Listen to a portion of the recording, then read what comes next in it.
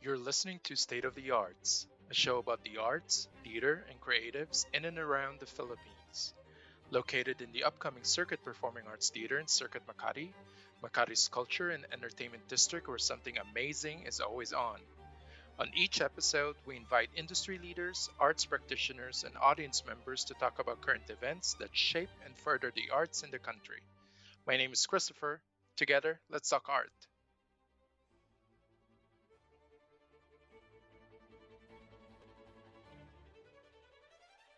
Hello, everybody. Welcome to another episode of State of the Arts. I hope you're well and staying safe. With me today is one of the more prolific and successful artists, sculptors we have in the country.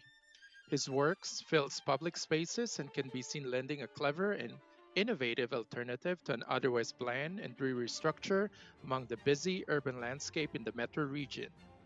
Additionally, he has been an advocate for expanding the language and evolutionary dynamic of Philippine contemporary art, of which he was recognized by the Cultural Center of the Philippines with a 13 Artists Award. He has achieved a considerable stature in the Philippines from his commission arts project and has consistently held group and solo exhibitions here and abroad.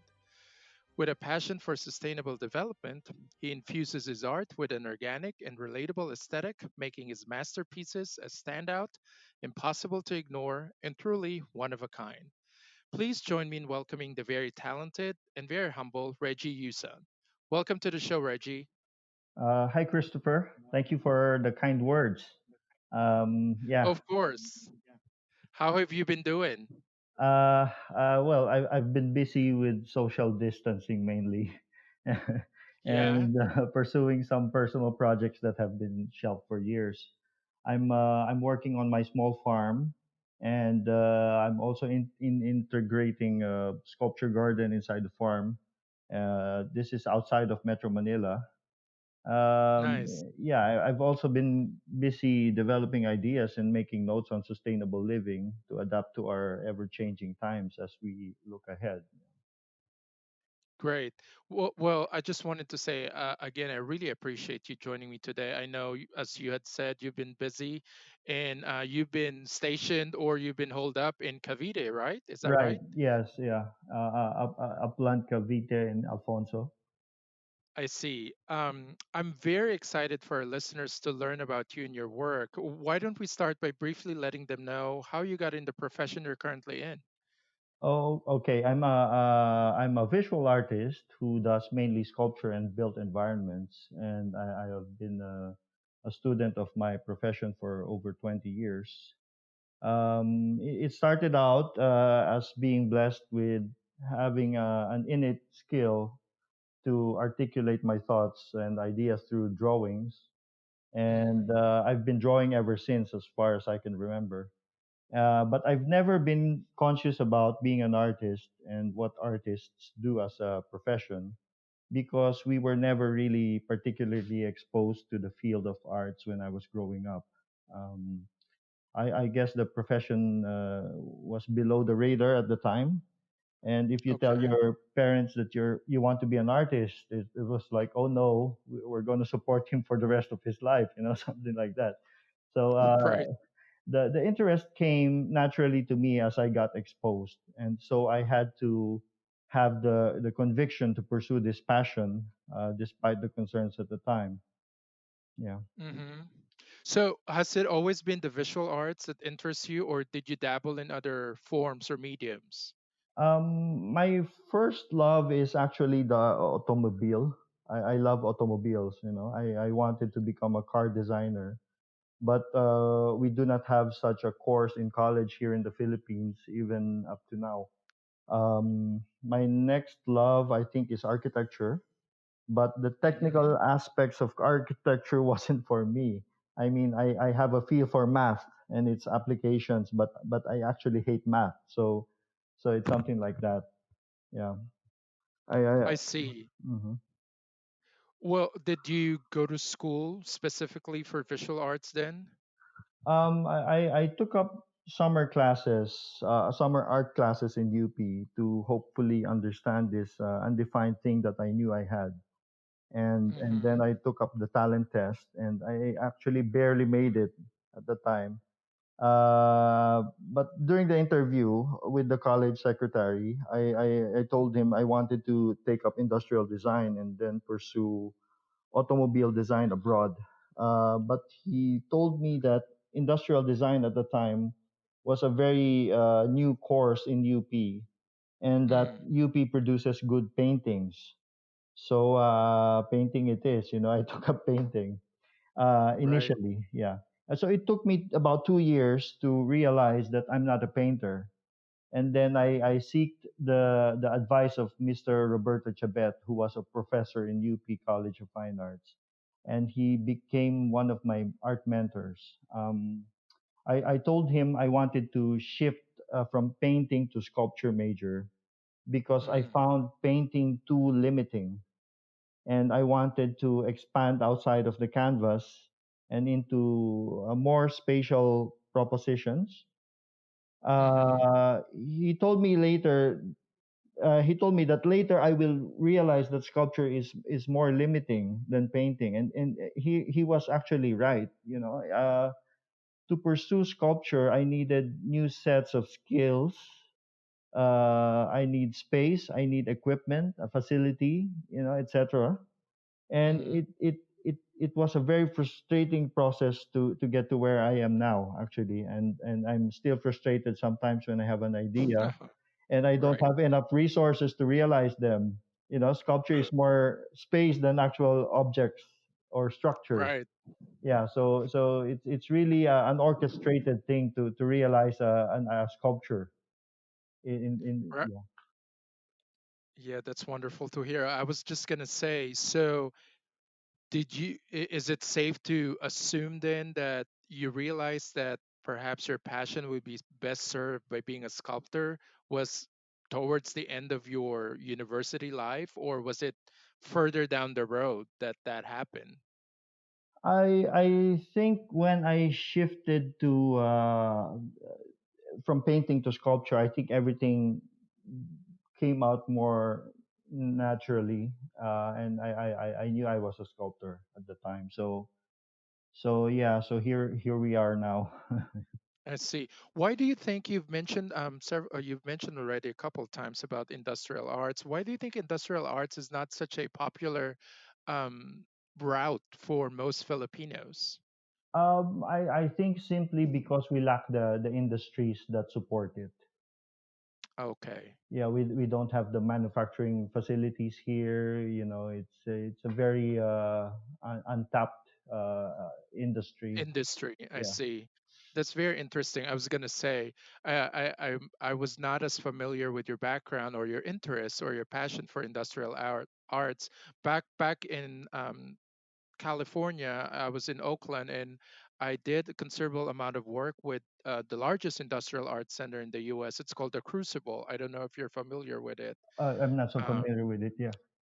but it was started by one of the founders of Google, and it's great because they pretty much supply industrial artists in the rest of the country. So speaking of like having the resources to really cultivate and support industrial artists, I think that's something that maybe the Philippines is lacking, just a center to really like encourage most or a lot of people to continue doing industrial arts. um, well, speaking of that, you did considerable amount of work as a leader championing the visual arts through your work as a committee member for visual arts with the National Commission for Culture and the Arts, and as a supporter of the local sculptors community with the Society of Philippine Sculptors. What was your experience like working for these organizations? Well, I realized how little support the government provides for the arts. That's one, Hmm. and I had to learn to bridge the gap between the government and the private sector to get things done. This was in the mid 90s to the early 2000s, and I Hmm. was very young. I was idealistic. I had full of energy with ideas on how we can make change and improve the conditions of the artists and the art scene. Of course, the conditions then is very different now. Young Hmm. artists simply don't have as much opportunities as they have today. I Right. can't say that everything is currently okay and ideal, but compared to before, Sure. it was a long shot for young artists to make a good career and earn a decent living at the same time. At that time we do arts because we're artists. It was as simple as that, and it's really for the love of what you do. Yeah. So, would you consider some of the benefits that most artists are experiencing today was because of some of the works that you and the commission and the society did when you were Uh, active with them? I think any older generation opens more doors for the younger generation. And I Hmm. think I would like to think that I was a part of it at some point, actively a part of it at some point. So, Well, yeah. that's good to hear. Are there more of you out there when I say that? Are there more um, artists that specifically concentrate on sculpting, or are there more visual artists now that do a lot more of the same work that you do as compared to before? Um, I think there are from the very start, I think there are fewer sculptors than painters. And, Mm-hmm. it's a very difficult profession to pursue. uh it's because of, like I said, you have to have the resources really to make something. And even back in college there were probably two students I see. with sculpture, and one of my classmate actually dropped out of college too. So I was Oh left wow, now. And so there are very few sculptors to begin with, compared to painting, and I think there's very little patronage too, when it comes to the field, no. I see. I Yeah. see. Well, I was going to say, and correct me, please, if I'm wrong. It might be safe to assume that some of your most known works involve public art sculptures or installations. What is it about creating art within public spaces that interests you the most? Um, the concept of public art is what got me seriously interested in the art in the first place. When I Mm-hmm. saw the works of Isamu Noguchi, Richard Serra, to name a few, these are foreign artists, no? They Mm-hmm. do large scale sculptures. That triggered something in me. I suppose it is what I mentioned earlier about having a feel for math and its applications, but hating math at the same time. It's Mm-hmm. architectural, but not architecture. Sure. I like building, I like constructing, playing with scale, interacting with space, and creating that feel for space as a mobile participant outside the realm of architecture. The concept of having something right there and yet Mm-hmm. not being sure what it is that piques your interest to respond to it. That's my work. I see. That's very interesting. Well, I was going to say for anybody, I know for anybody who's at least been or walked around BGC, they most certainly have seen your artwork. From the hard to miss Defying Gravity, where you can see a giant suspended boulder, to those red chimes named Presence, or the funky green tubes titled Hearsay, your work has certainly been an artwork destination in the district. Ho- Could you tell our listeners, how did you get this commission? Okay, the story is a bit long, but I'll try to compress it. No, Sure. uh, I I- I'm in my building my portfolio days, and I Mm-hmm. was close to the older established artists at the time. They would always call on me to join them, and one time I was invited at an event in Glorieta Art Center. It was Mm-hmm. the exhibition opening of Mr. Dante Silverio. whom I was introduced to previously because he wanted to pursue art when he retired. And the elder artists told him, "You have to meet Reggie." Mm. That's how they loved me at the time. Mm-hmm. So it so happened that I also had an ongoing exhibition. Sorry, not an opening. I Mm-hmm. had an ongoing exhibition at West Gallery, right across the venue of the opening of Mr. Silverio. Okay. And uh, I usually shy away from big gatherings, so I left once I said hi to everyone I knew, and went to Mm-hmm. visit my show. I informed the gallery attendant that I will be inside the gallery office, and if anyone asks for me, I'm not there. Suddenly, a certain Jaime Isabel de Ayala came into the gallery and wanted to meet the artist. And I think the gallery manager probably didn't know what to tell him. And so I heard her say, "Sir, the artist is inside the office." So so so I had to go out and meet the gentleman, Right. and he learned about what I do and saw my portfolio. A few years later, I got invited to present some propositions for a project in BGC. Mm-hmm. I think it was an experimental development of some sort, and it had a big open space in the middle. And so they thought they wanted to install artworks. This was a few years after I did the fountain in Greenbelt, so they somehow knew me already. Mm-hmm. Yeah. Well, I know sort of the vision for BGC was to cultivate the area as the city or the state of passionate minds. How was that? How much of that vision played into the artistic vision of your own works or the intent for the works that you had that are currently displayed in BGC?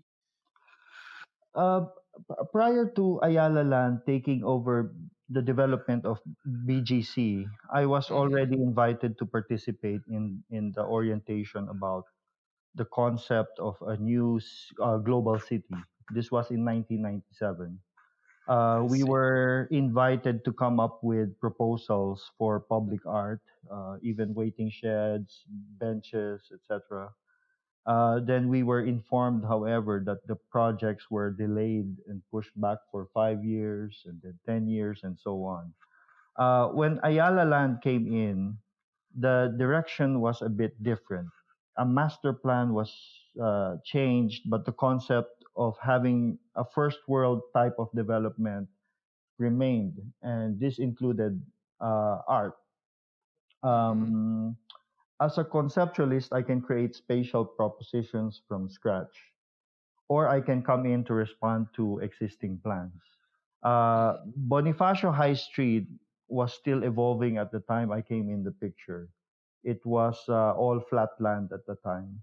And so we visited the site. And I had so many ideas and plans to collaborate with some artists and open opportunities also, no? But then it got Mm-hmm. too complicated in getting them approved. So I actually almost gave up on the project after more than half a year of planning and meetings because the kind of artworks that I wanted uh, were perhaps not what they were used to. The Mm-hmm. artworks interacted with space and did not come with pedestals. I had to defend my propositions until we came up with an agreement. And I told them that we can omit some of the proposals, but then they should not touch specific gravity, the big boulder, Mm-hmm. because it Mm-hmm. will be the heart of global city and it will become the landmark. So I sort of fought for that. And yeah, so here we are now talking about it. Right. Yeah. Well, that's great that you fought for that because that's what everybody thinks of or talks about whenever they are at the BGC High Street. Yeah. Um, I was going to say a lot of your public art installations can be found within the spaces that the Ayala Land develops. We've been talking about the Ayala Land. What is it about the company that makes you seem to have a natural artistic relationship with them? Um, For one, I think the owners and I have mutual respect for each other. Mm-hmm. Possibly because they have artists in the family and they are exposed to more progressive sensibilities when it comes to art and perhaps even society. And you can see Mm-hmm. that in their developments, you know. Right. Um, I'm also fortunate that the company and their planners give me enough freedom to dream up of something for them, and I really appreciate that even up to now. Yeah. I see. I guess that's my follow-up question with the statement that you just said. So the company affords you as much creative license, so there's not really like a limitation or a specific box that they always want you to just be in. It's really something. I mean, at this point, we've been working for about 20 years already, Mm, and we've done several successful projects. I think they're more open because of We're not as it was not as difficult as when we started doing. I mean, you know, BGC. It was really a sure. battle for months at end. You know, trying to get things done. I think we're past that at this point. There's some sort of trust with each other. Probably because my works are more site specific in nature, Mm, I mm-hmm. I adapt to the areas that they provide, and then I study the logistics, etc., and then we come up with the proposition, and then if it's approved, budget and all, then we pursue it. That's great. That's great to hear. Why do you think the presence of public art or public art installations elevate a certain area to something that you really can quite quantify? I think art can help elevate our sense and sensibilities as a society. In my case, I wish to bring out the intuitive reaction from people. This curiosity, this curious reaction can perhaps lead to thinking through observations of their surroundings. Mhm, Any venue that provides that kind of environment automatically makes it something special. You know, a curious society is a thinking society, and I think that's why to me public art is very important, because mhm, not everybody goes to galleries and museums to look at art, especially mm, in a third world country like the Philippines. So this is where I'm coming from right now. You know, I want to introduce art ideas to as broader an audience as possible. mhm. Well, I was going to say you've been in the industry for quite some time right now.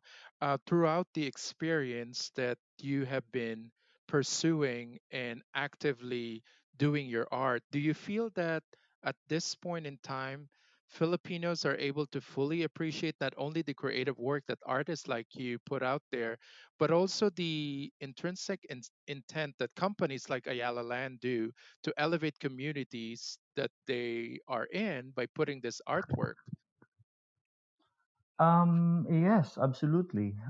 You see, Ayala Land helped me realize some of the most interesting ideas. You know, I've been doing projects with other companies and private sector, no. But I think it's in the trust and the faith that we've done in the past few years, so many years, no. Prior to Mhm, my engagements with Ayala Land, I have been pushing for the proposition of public art, and it was only after we did Greenbelt and BHS that people started to realize that public art makes sense. mm, They are landmarks of progressive sensibility. mhm, And but You know, I do, however, wish to do more public spaces beyond the context of private developments. I'm waiting for that to happen. You know, I would like even in the rural areas. I'd like Sure. to inject some ideas, just to get that response, because I think it equalizes people. Hmm. You know, yeah. I completely agree. Do you think the lack of or the presence of public art, say in a country like the Philippines, is really more about resources or funding, much just like any art in the country? Um, the thing that moves in that makes the art scene move here in the Philippines is actually the private sector. Mm. Compared to in the first world countries, it's more the Mm-hmm. institutions and the government that pushes the art scene. Uh, the institutions provide opportunities. Here, it's really the private sector seeing it as more as an investment. And for I guess it's really about the resources and the attitude and education of society in general that can change this perspective. I think for Filipinos and the Philippines. I see. Well, going back to your experience when you first went to school and knowing what you know right now, would you say that there is a future for future Philippine artists and sculptors? And this is something that if they have the passion and the talent for it, that they should pursue? I think behind any success is a genuine passion to do something, and something about it, something about the passion. So i- if you're interested in sculpture, then I think you should pursue it. I think there are always people, especially nowadays, who are willing to support. Even I would like to support eventually younger sculptors in particular. And that's why Mhm. I'm doing this sculpture garden in my small property in Alfonso, because we don't have that kind of venue here. And I wish to initiate something like this here, at least in my own backyard. You can actually support, so people come here and see the various textures of art sensibilities. And so I think they just need to pursue it. If the passion is there, just pursue it. Challenges are always just hurdles in front of you, and you can go above and beyond that, and make something important, I guess, later on. Yeah, that's great advice. I'm gonna go back to your relationship with Ayala Land.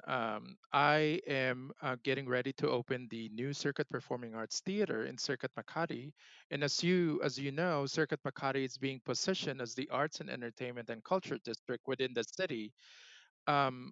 Not the theater being one of the several projects lined up to support this vision, and one of them was or is your installation that spans the 10,000 square meter outdoor area called Circuit Lane. What was the intent or the vision for that beautiful, massive installation that is in the center of that estate? uh, I think to date this is one of the most challenging projects that I've done, no. The challenge for me at Circuit Lane was that I was invited to come in quite late. Mm, I wanted to come up with an idea that is more integral than just added on.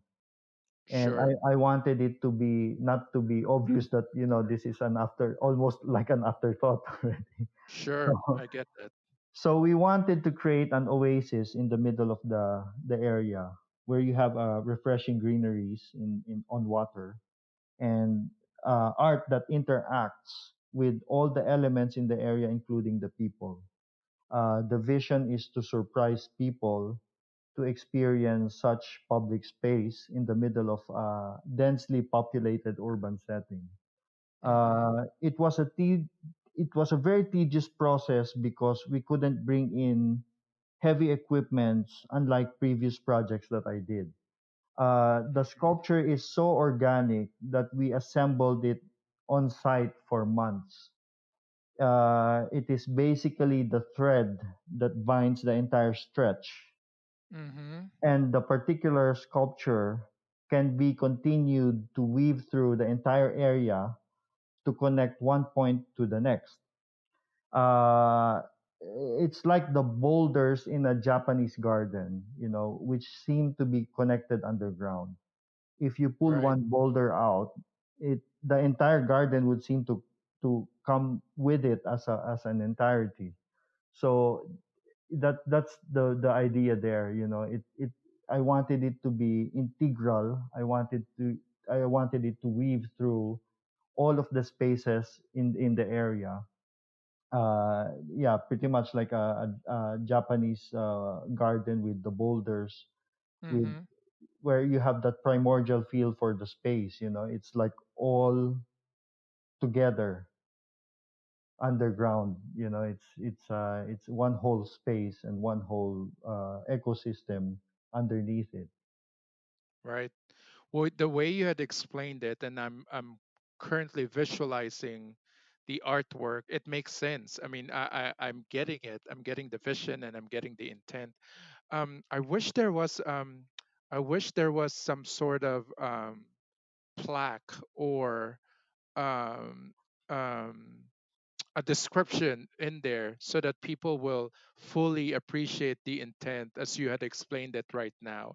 Maybe that's something that we can suggest to them Uh, we, for future. yeah, So because it's great, yeah, I think that's a great idea. We should put an inscription there about the right? work. It was just that we completed the project just Hmm. right before the lockdown, actually. I Yes, I know because the person you've been working with, I am closely working with as well with the theater. So I was familiar with all that work too. So, but that's great. It's a beautiful one, and I think it as you had described it, it perfectly encapsulates and ties everything in, especially with the vision of Circuit Makati being the arts and entertainment and culture district within Makati. So that's great. Congratulations on that. That's beautiful. Thank you very much. Um, Moving forward, I wanted to quickly touch on the current pandemic we're experiencing. How much of these crises that you know of had an effect on the community of visual artists in the Philippines? I think, like everyone else, the world was put to a halt. The vibrant art community slowed down as people became more conservative with their movement and finances. The visual arts community, in particular, showed its resiliency by organizing online auctions to help peers sell artworks, and at the same time donate percentage of the sales to charity for COVID funds to assist frontliners, among other things. All my projects are currently on hold indefinitely. So technically, I'm Mm, also out of work, but I'm still busy as ever because I did not lay off my crew, so I need to sustain them and keep them working. So I'm coming up with things here and there. So I think I'm working harder now than ever. I see. So I think we just need to adapt to the current situation because I mean, like everyone else, we can't do anything much about it. Right. I was gonna say, was there anything that um, um, when everything transferred or transitioned into online content, how does this affect the appreciation of your work when, much like live performing arts, public arts installations are better consumed as the term itself publicly or Yeah. in person as opposed to something that is virtual or static as if you're just looking at a photograph? Yeah, it's really sad. But as far as public art and public spaces and performances are concerned, people are so looking forward to going out again. So let's just think about that. Everyone Mhm. wants to go out. The moment you say, okay, you're free to roam, we're out there for sure. So this is just a breather. That's all I want to think about right now. This is it's a temporary thing. So Right. yeah. As we say in the performing arts, it's an extended intermission. Yeah, but it's interesting that during the full lockdown, how the art community provided uh entertainment to Mhm. the people, musicians and performers performed for free online. Mhm. Directors streamed videos and movies online for free also. So, there's no stopping the spirit of the artists, Right. Right. and I think we're all adaptable to any kind of situation because we're artists after all. That's Uh, wonderful. Yes. yeah, so I think on a positive note, we should just look forward, and we just need to be productive in our own ways, I think. Yeah, on the same train of thought that you just mentioned, what do you say to fellow artists who might be feeling lost during this crisis? For now, our focus is to rethink about the way we live, how we value life, and how society is so interconnected. Uh, you are not alone with what you're going through, and all this will pass. Yeah, so like I said, we're artists. We're adaptable. Some are more adapted than others, but we're not alone. That's all I can say. This will all pass, so it's only just a matter of time. Great. Well, Reggie, this has been so wonderful. I wish we had more time. But before I let you go, I just have one question. I usually ask this to everybody. What are you looking forward to the most once a sense of normalcy is back? Uh, I look forward to traveling and eating out with my family and friends again. Maybe I do wish to visit Circuit Lane and see how the place transformed with the plants. I am sure the plants and the trees are more established by now than compared Uh-huh. to when I left them. So I'd like to visit my projects. I see. Yeah. Yeah. I think you're going to be very happy when you see it. The last time I saw it was a couple months ago, but it was turning out really wonderful. But I think that is really all the time we have for today. Thank you so much for joining me and letting us have a short glimpse of your everyday artistic life. It's been great and I've enjoyed it very much. Thank you very much again. Um, for our listeners who are interested in asking some follow up questions, please leave them in the comment section and we'll try to send this to Reggie and get back to you. Thank you, Reggie. Good luck with all of your other endeavors. I look forward to having you at the Circuit Performing Arts Theater, and perhaps the two of us can visit Circuit Lane. And I'm going to be telling everybody I am with the master himself. Thank you very much. Thank you very much for having me in your program. I look forward to seeing you guys soon. All right. Thank you. Okay. I'll talk to you later. Okay. Thank you. Thank you very much. If you enjoyed today's episode, please don't forget to subscribe on your favorite channels. State of the Arts is a weekly podcast and it's available on Spotify, iTunes, and Google Play. We're also on Facebook and Twitter with the handle at State of the Arts PH. Share with your friends, family, and fellow arts aficionados and help us get the word out. For the latest news, including construction timeline and updates on Circuit Performing Arts Theater, follow our sponsor affiliate Facebook and Instagram pages, Circuit Makati and Make It Makati. Thank you for joining me today. Till next time.